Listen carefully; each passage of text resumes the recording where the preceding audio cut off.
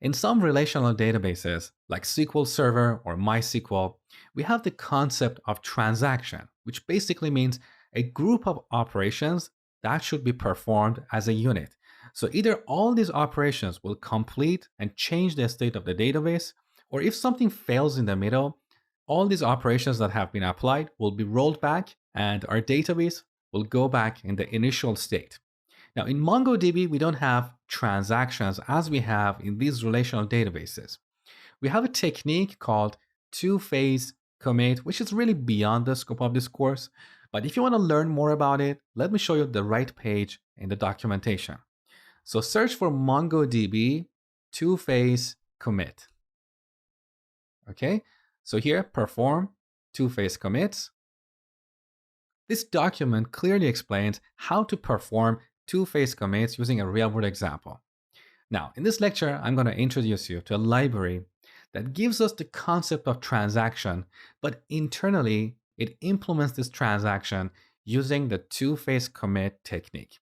So, back in the terminal, let's install Fawn, F-A-W-N. So we can see the version I have installed is version 2.1.5. Now, back in the code, here in rentals.js, on the top, first we need to load Fawn. So, constant Fawn, we set this to require Fawn. Now, this is a class. It has an initialize method that we need to call right here. So, fawn.init, and we pass this mongoose object that we loaded on line 4. So we pass this here, okay? Now, back in our post method. So this is where we create a rental object.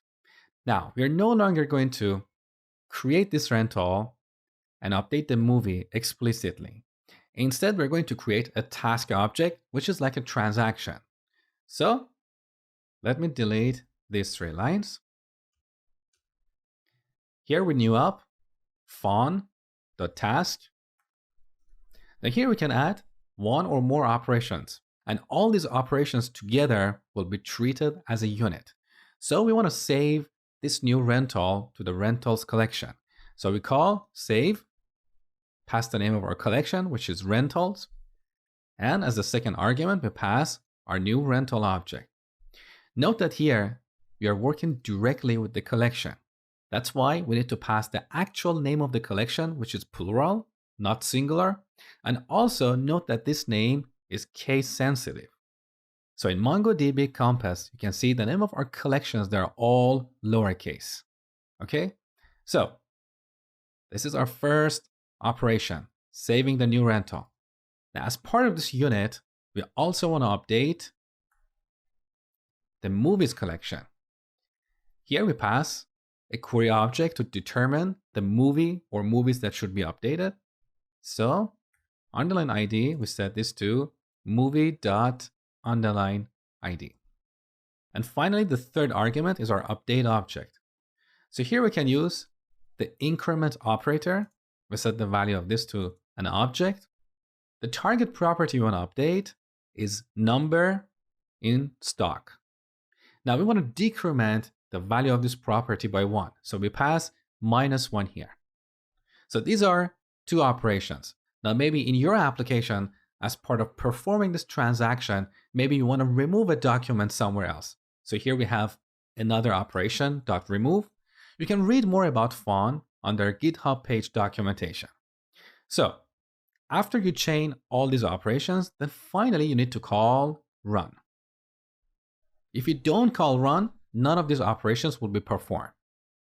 All right, now, it's possible that something fails during this transaction. So we need to wrap this in a try-catch block. So here I'm going to add a try block. I'm going to move all this code inside the try block. So this is for our success scenario. Now, if something fails, we should catch an exception here and return a 500 error to the client. So response.status 500, which means internal server error. with a message like something failed. Now, in a real world application, at this point, you want to log this exception so later you can come back and see what went wrong. We're going to have a separate section in the course about error handling and logging. So for now, let's not worry about this. So also, let's add some indentation here. Now this looks cleaner and more readable. So back in MongoDB Compass, I'm going to delete the rentals collection, rentals. Now back in terminal, let's run the application, nodemon. So our application is running, beautiful. Now back in our database, look at our movies collection. So here we have a movie, and number in stock is 8. So I'm going to create a new rental. Then we're going to come back here, and this number should be 7. So let's go back to Postman. So I'm going to send a post request to our rentals endpoint. And here in the body of the request, I have a valid customer ID and movie ID. So let's send this. Okay, here's our response. Beautiful. So this is our new rental object. You can see data out, ID, customer, and movie. Now back in the database,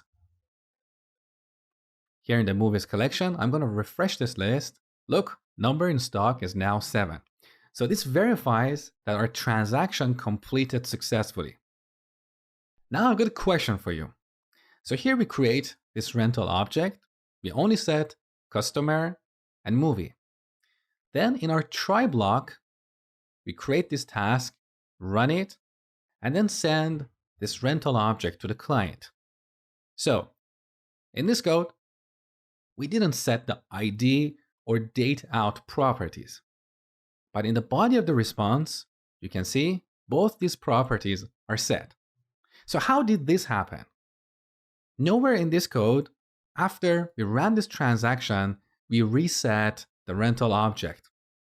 So how did we get the ID and date properties? Perhaps you expect MongoDB to set these values for us, but actually no. In MongoDB, we don't have these default values. We define them in our Mongoose schema. So when we create a new rental object, Mongoose knows the schema for this object. It looks at various properties and sets the default values. The same is true for the ID property. So more accurately, MongoDB doesn't set this. This property is set before we save this document to the database. I didn't tell you this earlier because I didn't want to confuse you with too many details. There is more to ID that we're going to cover in the next lecture. But let me show you one more thing before we finish this lecture. So back in MongoDB Compass, let's click this refresh button. So here's our built-in database. And in the list of collections, you see this new collection. We did not create this anywhere in our code. So where did that come from? This Fawn library that we installed uses that collection to perform two-phase commits. So when we run this task, it adds a new document to that collection, which represents our transaction.